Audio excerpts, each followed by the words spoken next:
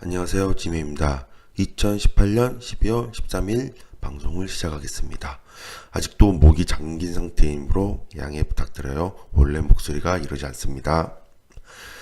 오늘 볼 내용은 경매물건 주거 게시판에 있는 8%까지 유찰된 도시형 생활주택이라는 글에 대해서 보도록 하겠습니다. 많이 유출됐습니다. 감정가가 1억 5천인데 중간에 한번 미납이 있었고요. 1243만원까지 떨어졌습니다. 왜 이럴까요? 당연히 8%까지 떨어졌으니까 공개된 기간이 기므로 엄청나게 조회수가 폭발을 합니다. 경매면 싸게 살 수 있다라는 느낌 때문에 그런 것도 있는 거겠죠. 매각 물건에서부터 살펴보면 먼저 권리신고된 이시가 있습니다. 여러 가지 좀 특이 사항들이 보이는데, 일단 먼저 9월 7일날 경매 개시 결정 등기가 되었는데 배당 요구를 9월 15일날 했습니다.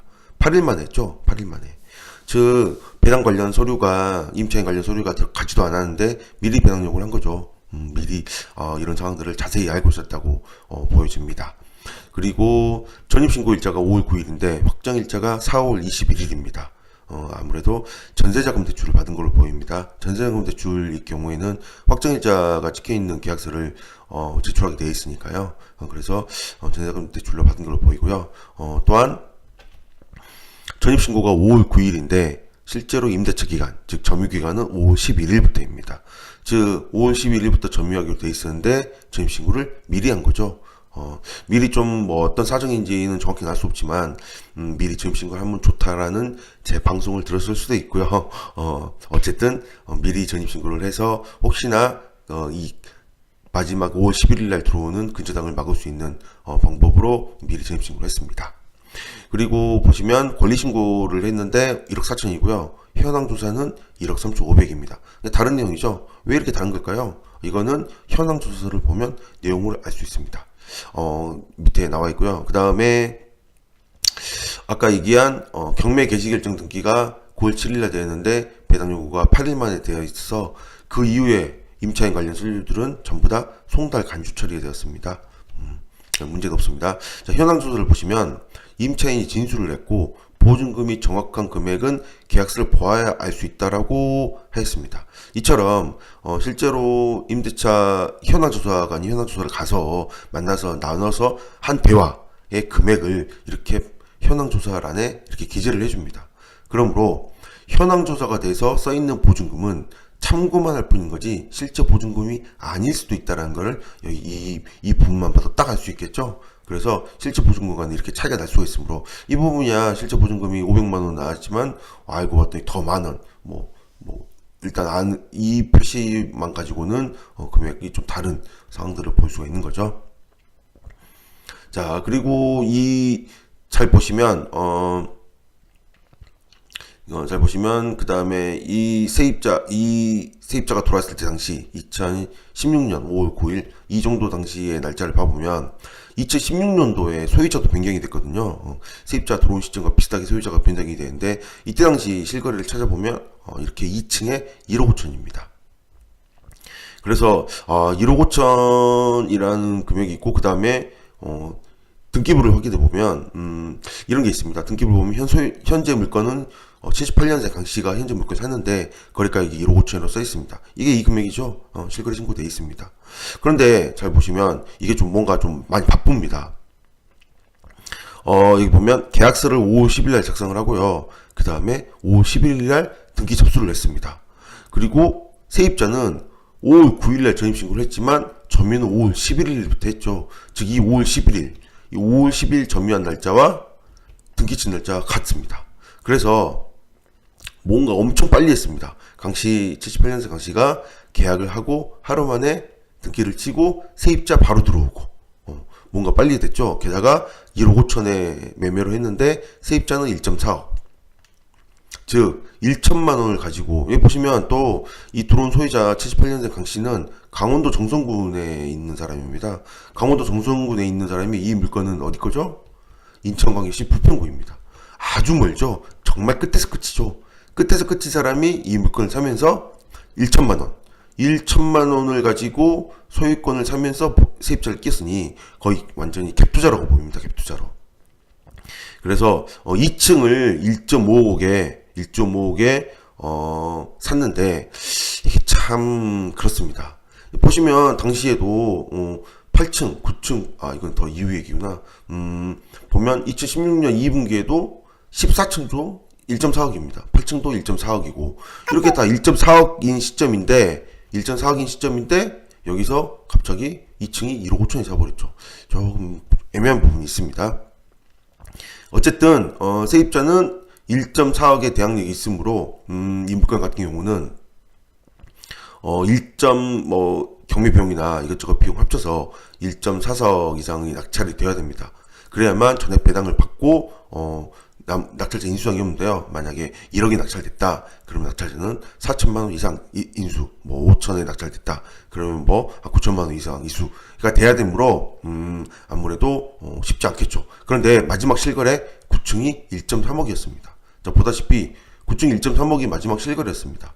그렇다는 거는 이 물건이 1.3억 이하로 낙찰이 된다는 얘기거든요. 그럼 어차피 입찰자 입장에서는 1.3억에 낙찰된다 치더라도 어차피 2천 이상 인수입니다.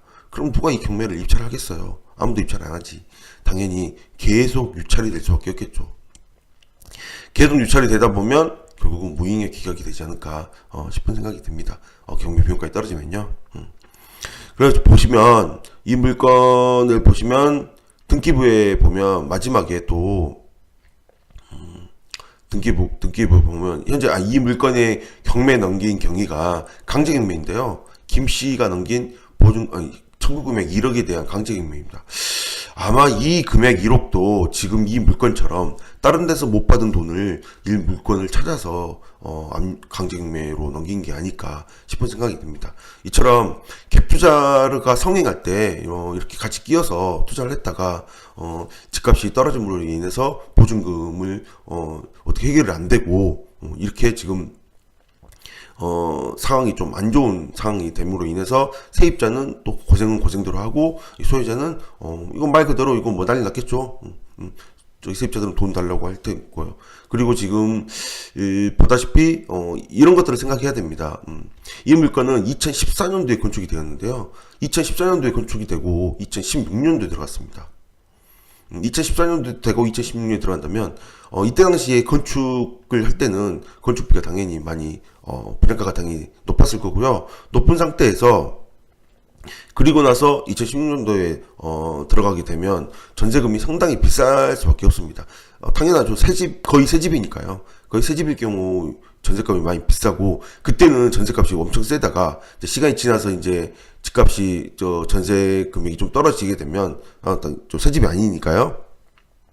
그러면 모르겠는데 처음에는 새 집이니까 전세 가격은 높게 1등이니까 대항력이 있고 문제 없다.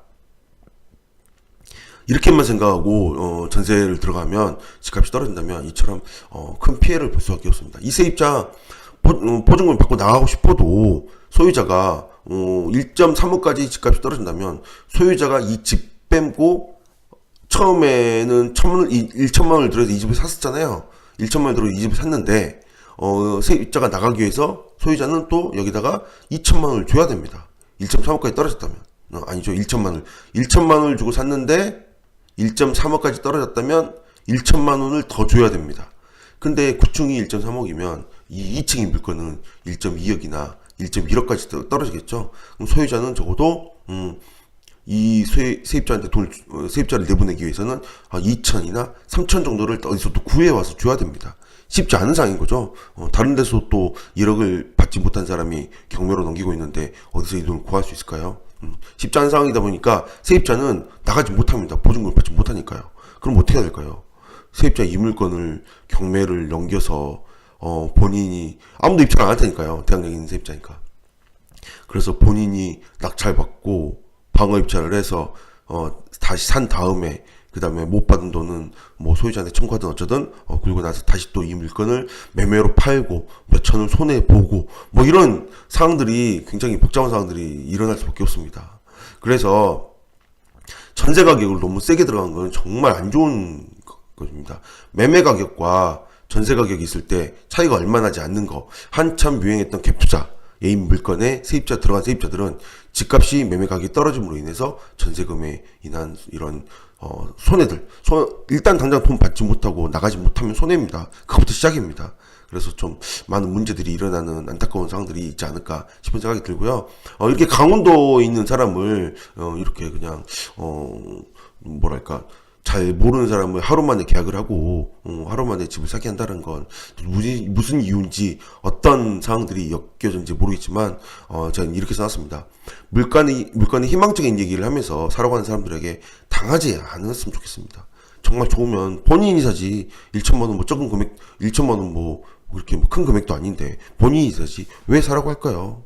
정말 여기저기 얘기를 들으면 어떤 물건은 자꾸 희망적인 얘기, 확률이 뭐 7, 80%는 된다, 이거 되면 제일 대박이 된다라는 그런 희망적인 얘기들을 하는 곳들이 있습니다. 이거 사게 되면 대박을 칠까요? 대박 칠 거면 본인이 삽니다. 정말 500만 원에 토지를 파는데 이거는 잘 되면 대박을 친다. 이거 뭐 재개발이 선택이 되면 뭐 난리가 난다. 이런 얘기 들어온 얘기들이 진짜 많습니다. 절대 사지 말라고 얘기합니다. 저는 이거 사기입니다. 사기. 좋으면 정말 그렇게 대박이면 자기가 삽니다. 자기가. 예. 그래서 너무 희망적인 얘기로 너무 좀 속지 마시고 이런 일로 좀 안타까운 상황들이 일어나지 않았으면 하는 바람으로 이런 내용들을 써봤습니다. 네. 오늘 여기까지입니다. 감사합니다.